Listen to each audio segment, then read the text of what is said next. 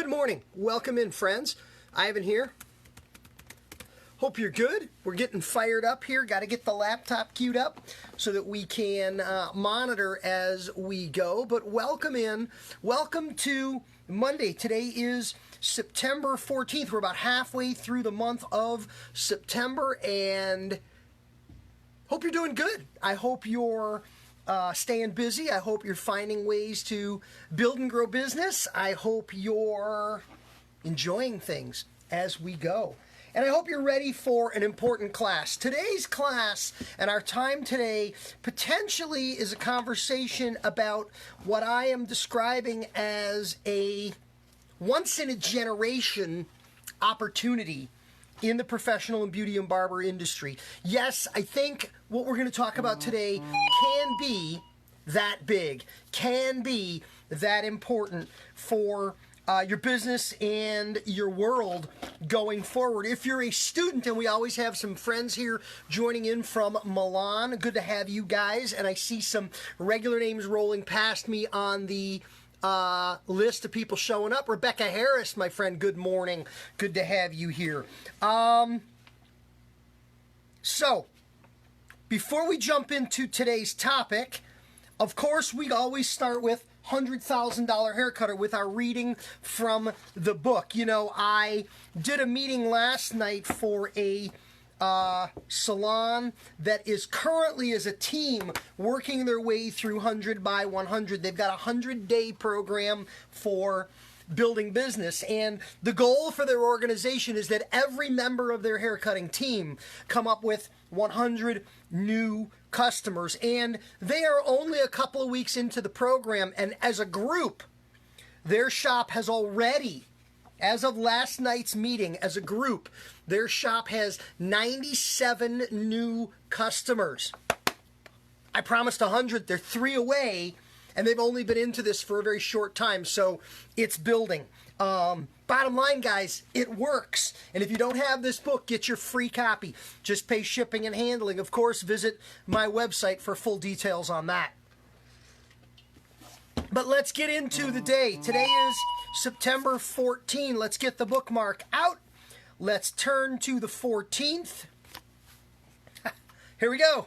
You know, I can't plan these. Sometimes coincidentally, they just work out this way for us. September 14, day 257. There are only 108 days remaining in the year.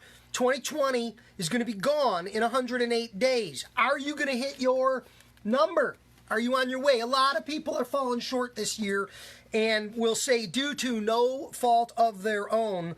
Obviously, the lockout of the industry as a result of coronavirus has substantially impacted the bottom line for an incredible number of folks. But it is not too late at this point in the year to finish strong, to finish big. September 14, day 257. Promote reading. A passion for reading is vital for life success for everyone. Use your shop to promote reading opportunities. This is not just about you reading to build and grow your business and to help yourself or to just enhance your life. A lot of us with coronavirus have found ourselves with some time alone in the house. Hopefully you've been doing some reading, more reading than you normally do. I've struggled with the fact that right now the library is locked out. You know, you can order books online and go pick them up and they put them in the window of your car. But I'm that guy that wants to turn their head sideways and walk down the row and look at the titles on the books to find something interesting. And I don't ever go in the library without coming away with 3, 4, 5 books that I found interesting. So that's about reading for you. But the tip for the day here is bigger. It's about promoting and fostering reading on a grander scale for your customers, for your employees, teammates, for your tribe, for your community. I love the idea. I will not open a shop again without this. And I don't know if I'm going to open a shop again. We'll see. You never know. We're going to talk about that in just a minute. But I've seen this in shops, and I've always said, I have it on my list. You know, I do have a list. I have a file folder of ideas for barbershops and hair salons in my travels and out and about around the country when I see things and I go, that's a great idea. I write them down. Sometimes I take pictures. I gather information because many of these things will exist in the next salon or barbershop that I build. One of them is a lending library. A lending library is really simple. It's a bookshelf. And it's got a little sign there, and the bookshelf basically says, free. Leave a book, take a book. While you're here getting a haircut, read a book if you want. If you're interested in the book, take it home with you when you're done. Either bring it back and put it on the shelf when you're done reading it, or bring a different book and leave a different book on the shelf for somebody else. That's a lending library. Think about this in your barbershop or hair salon. Have you got room for this? We all have room for this. It's such a simple idea. It's so inexpensive. How would you start? Well, pick up some books from around your house. Ask each and every one of your employees or team members to bring in 2 books to stock the lending library, or invite your customers. Hey, do me a favor. Next time you come in for a haircut, bring a book to put on the shelf. I might even offer a product discount in exchange for a book to stock the library. Once the shelf is full, the game goes on. And at that point, it's very easy for people to add a book, take a book, and participate in that lending library. Cutting kids. Talking to kids about what they're currently reading. What are you reading? What are you liking? Having a rack of children's books in addition to what may be more titles appropriate for adults and everybody else to encourage it in kids. Book of the month titles. To post a book of the month for recommended reading and talk about it with your clients. There are a lot of worse things we can talk about behind the chair than to say to a customer, hey, what are you reading these days? Or, hey, I just finished reading XYZ. Have you read that? Or, our book of the month here at the barbershop is XYZ. Read it. Next haircut, we can talk about it. Talk about raising the bar. Talk about becoming an element of your community. Talk about enhancing what goes on in a big way. So that's your $100,000 haircut or tip of the day. There's gold in that tip, and there's 364 more in the book, paper, digital, audio, or daily download by way of the Patreon website. It'll be in the link in the description of this video when I get to later the descriptions and the details for the video. So you're welcome and invited to hop over there and check it out. All right. Location, location, location. Anybody ever heard that expression? Throw me a thumb. Location, location, location. That little phrase comes from the idea that in the real estate business, the 3 most important things are location, location, and location. They're more important than anything else. And when we talk about location, I always like to reflect to McDonald's. If you listen to me much, if you listen to podcasts and you attend classes and you come to live shows, you know that Ivan uses McDonald's analogies all the time. I talk about McDonald's a lot. That's my brand of choice in the fast food category. I really grew up with the brand. I have a lot of fond memories of McDonald's as a kid. I've also studied McDonald's quite a bit as a business person, as a consumer, as a marketer, as a salesperson. I have long been fascinated by McDonald's. And bottom line is, I don't think McDonald's has made too many mistakes. Some of you may remember the McDLT or the McRib. Yeah, those were mistakes. But in general, as a company, they do a lot of things really, really well, and a lot of people follow the leader and follow their example. But McDonald's has long believed and has made no secret of the fact that they are in the location business.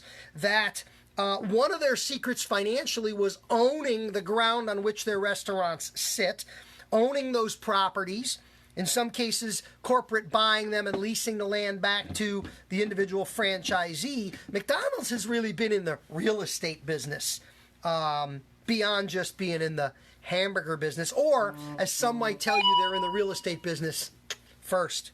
But locations, location, so important. Let's talk about hair salons and barbershops. As I alluded to in the promos for today's program, very possibly we are sitting on, or in the midst of, a once-in-a-generation opportunity in the beauty and barber business. If you have thought about opening a shop, maybe you've always been an employee or team member, but you've thought about opening a shop. If you have a shop and you're thinking of growing a larger location, if you have a good shop and you're thinking about expanding an additional location, or if you're looking to move a shop for a number of reasons, now may be literally the best time in your career and in your lifetime to consider moving a business in this way, to consider opening a business in this way. Money is cheap. Interest rates are low, probably lower than they're going to be at any time in your lifetime. They're near zero. You can borrow money if you need it to grow or build or move or do something very, very inexpensively. Space is plentiful. There are lots and lots of empty spots, strip centers, huge opportunities, storefronts, you name it. In any community and in every community, there is an abundance of available commercial real estate. And if you get a little creative, there are even more spaces out there than you know. Money's cheap, space is plentiful. There are lots and lots of empty hair salons and barbershops. Now, we don't ever want to position ourselves as being in a situation where we want to take advantage of other people's misfortune. I think anybody that knows me knows that's not a game I'm going to play. I'm not going to kick somebody when they're down. However, as a business person looking for opportunities, if there are vacant barbershops or hair salons where someone or some business or some situation has not survived the unprecedented circumstances in which we find our industry in, does this represent a potential opportunity for some other people? And the answer is yes. If you are looking, I saw a spot the other day, out and about, riding my bike, rode past a location, was a hair salon, is currently a closed hair salon. Big for rent sign in the window. This business is fully outfitted. Literally. Chairs, mirrors, stations, shampoo bowls, shampoo chairs, front desk, lighting, plumbing, electrical. Boom. Literally all you need to do is sign a lease. And leasing terms right now are extraordinarily favorable. Now, this brings up a formula, and some of you may not be familiar with this formula.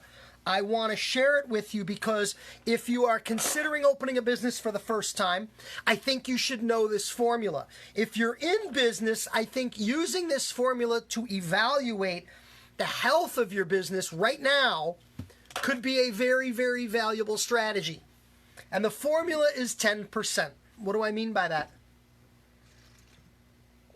Generally speaking, it is suggested in the beauty and barber business that your rent and your advertising combined,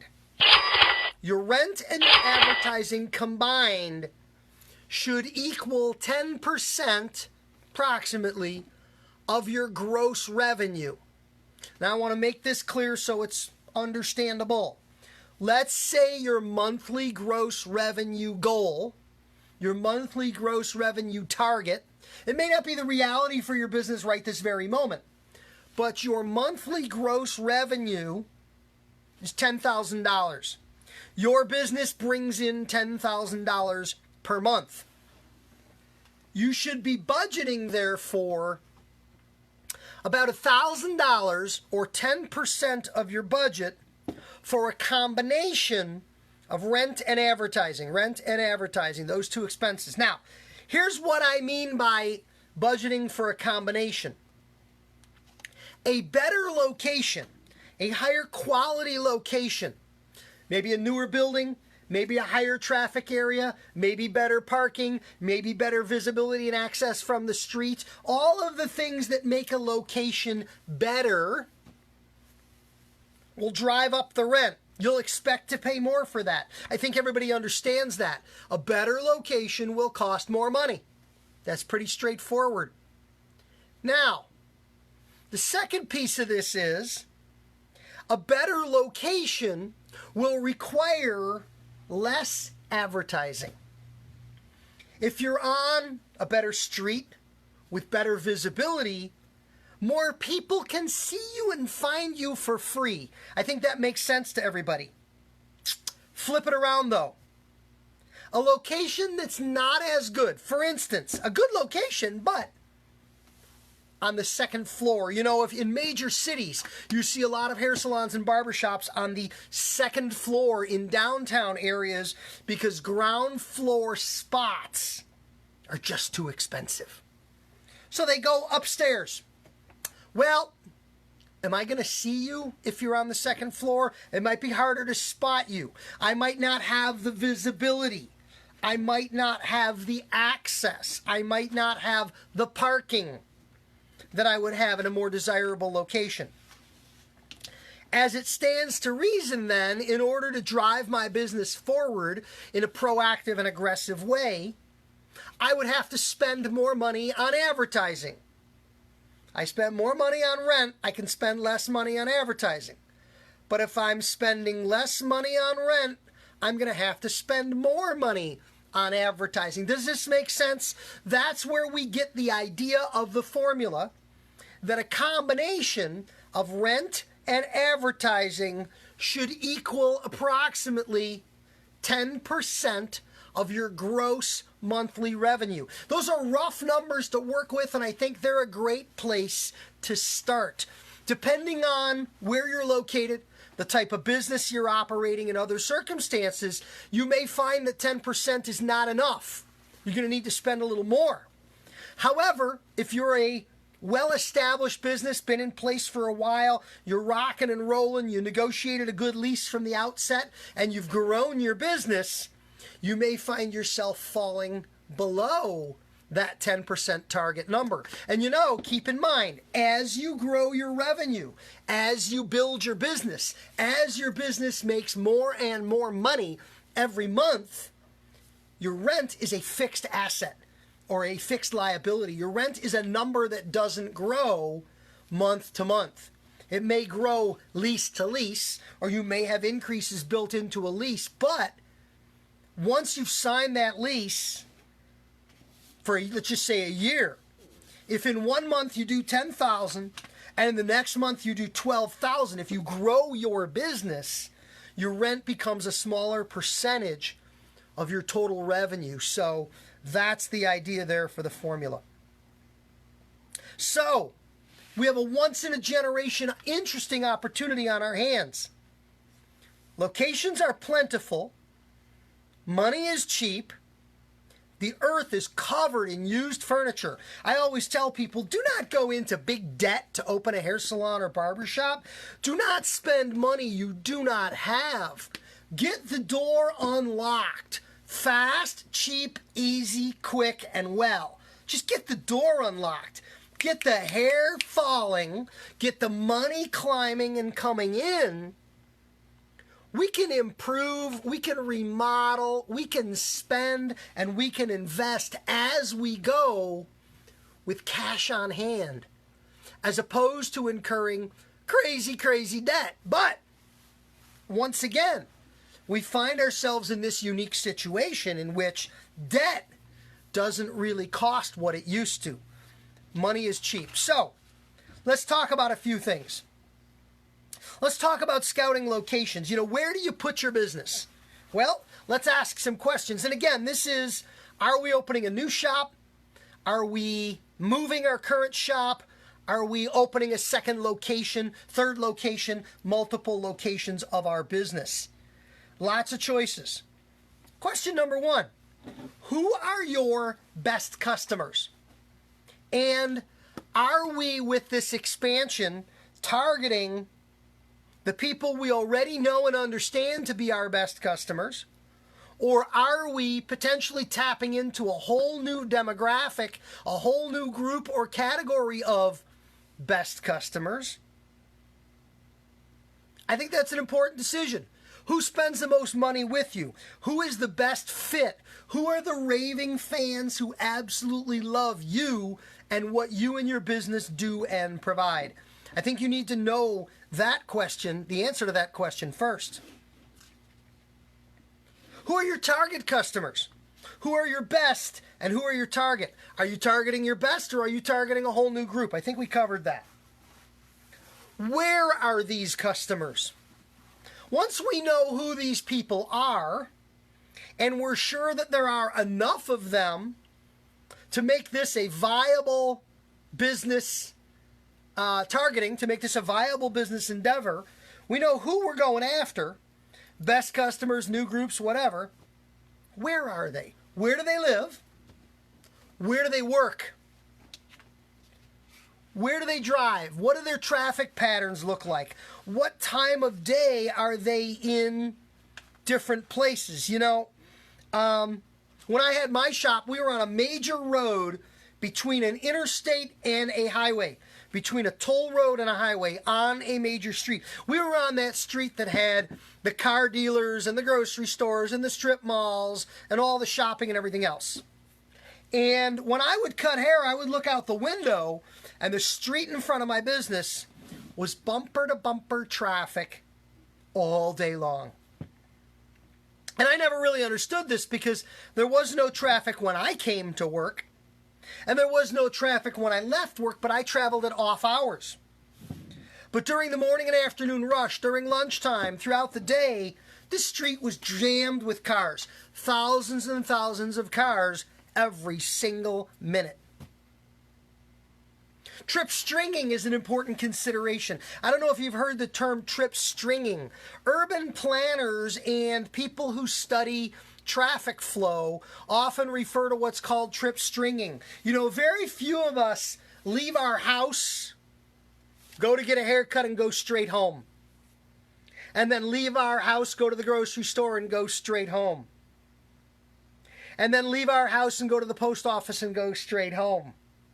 We go from our house to the barber shop, the grocery store, the post office, and then we come home. That's called trip stringing. That's called stringing it all together like that. Think about how traffic patterns like that play out in your community.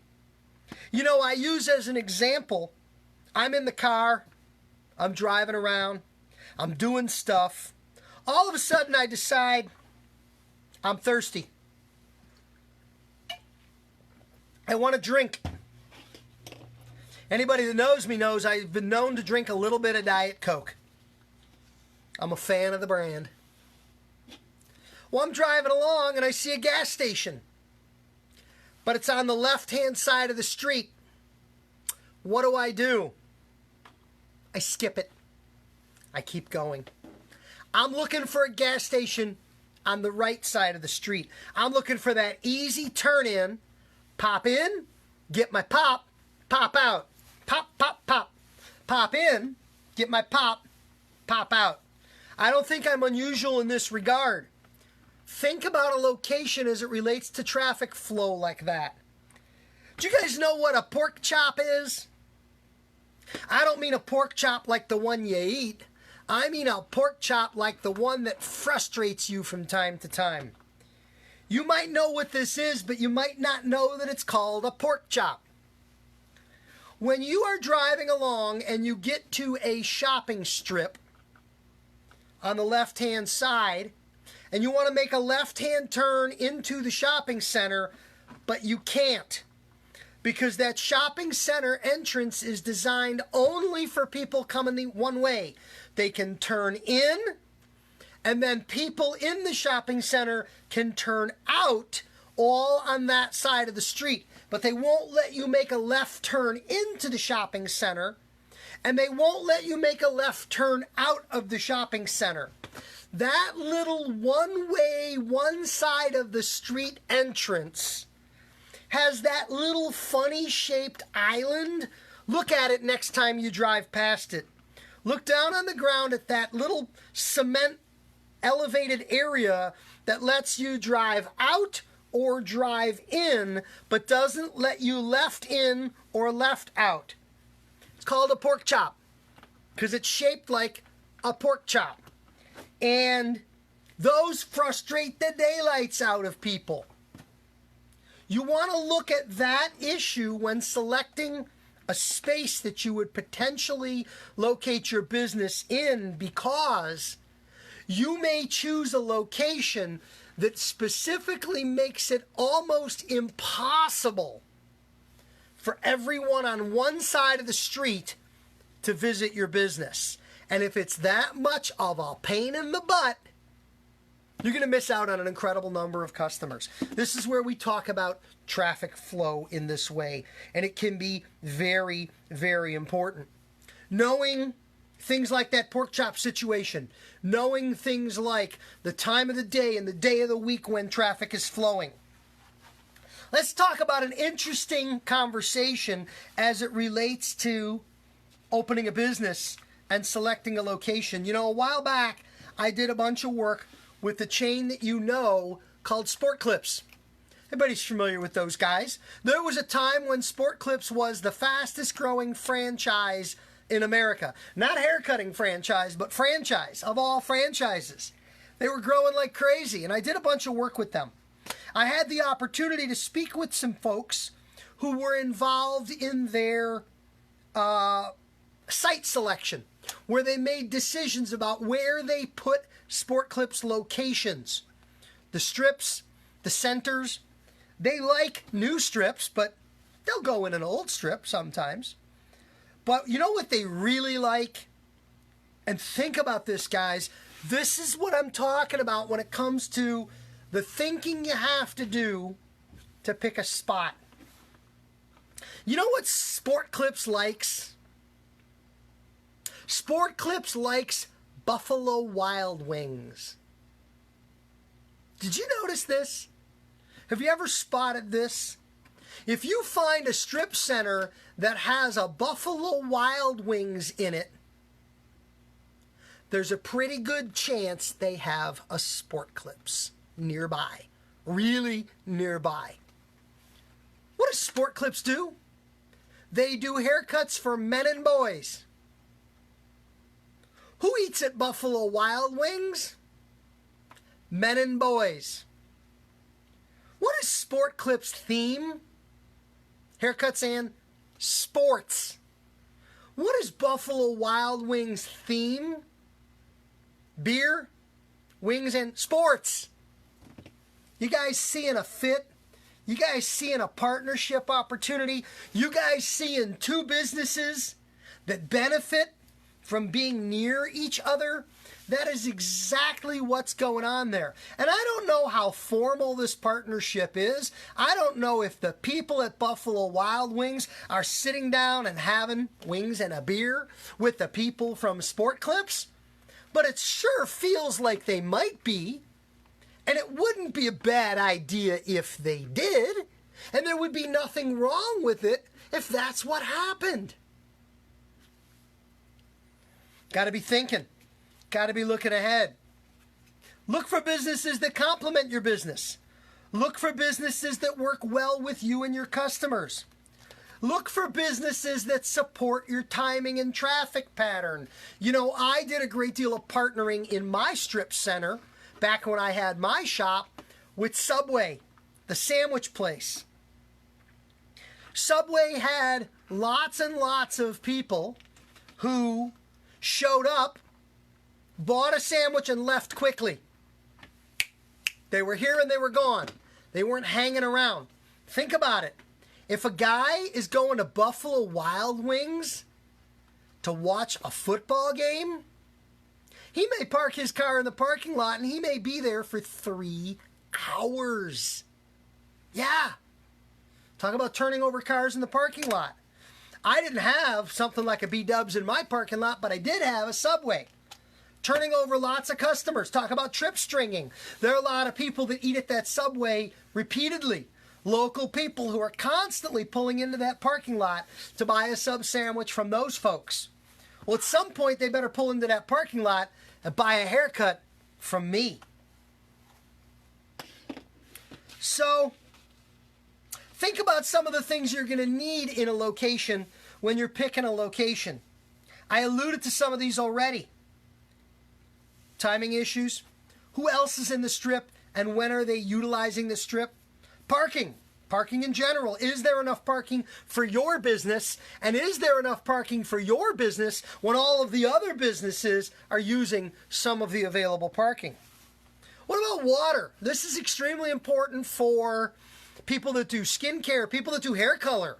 Do you have efficient supply and quality of water to support the business that you do? That's an issue we had at the shop I was at for shaving, because we really did not have good quality water, and that was really a problem for shaving. And, you know, are you going to have to spend a couple of $1,000s on a reverse osmosis water treatment system? That's a cost, something to consider.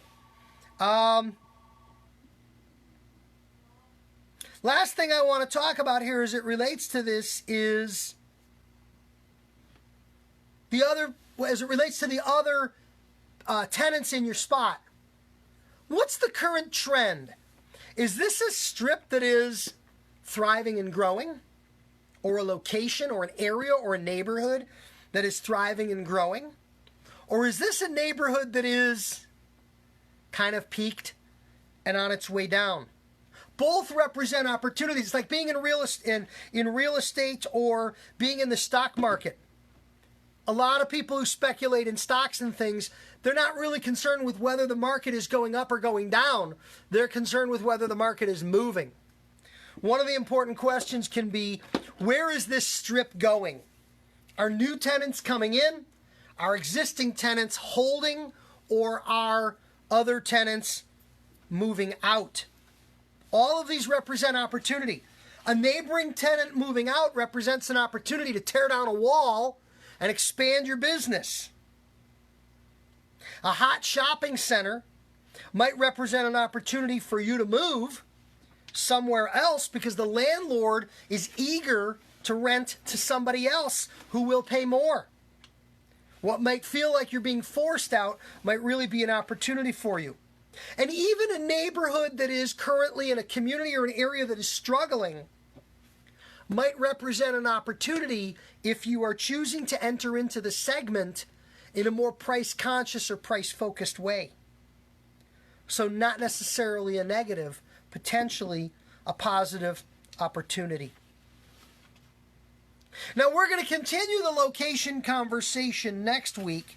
Next week the focus will be on how do you make the most of the location you currently have if you are not going to expand, if you're not going to move, if you're not going to tear down a wall, but if you are simply trying to make the most of the individual location you find yourself in. Maybe your shop's been there a while. Maybe moving is not in the cards for you. Maybe you're feeling like your location is suffering a bit. Maybe it's not as strong a location as it may have been when you originally signed the lease. We're going to talk about that a little bit next week. I want to remind everybody we do have the podcast. Comes out on Fridays. It's up there. Link on my Facebook page, link in my Instagram profile. We have the text blog. That comes out on Tuesday. Text blog Tuesday. We have the video every week. That's on Thursday. And, of course, the Patreon page. We're going to do some hair cutting. Later this week, we've got a great hair cutting video coming up. You guys know when we cut hair, we got Brad from Mariana. You guys need mannequins? Got great hookups for mannequins. If anybody's looking for mannequins, reach out to me as always. We've got mannequins. We're going to be doing some hair cutting. I'm specifically going to be doing a program focusing on blending scissors. The use of blending scissors in classic men's hair cutting. It's one I get a lot of requests for, and I do a lot of programming on that topic. But thank you guys for tuning in today. We're going to wrap things up here, and this will be available for review. You can watch it as a replay, as these always are. Later in the week, it dumps over to the Facebook channel. So catch the podcast, check out the blog, have a great week. Tune in again with me real soon, because we're always here. We're always sharing a ton of great information. Classes every Monday morning at 9. As always, we'll see you again. Thanks. Have a great day. Bye-bye.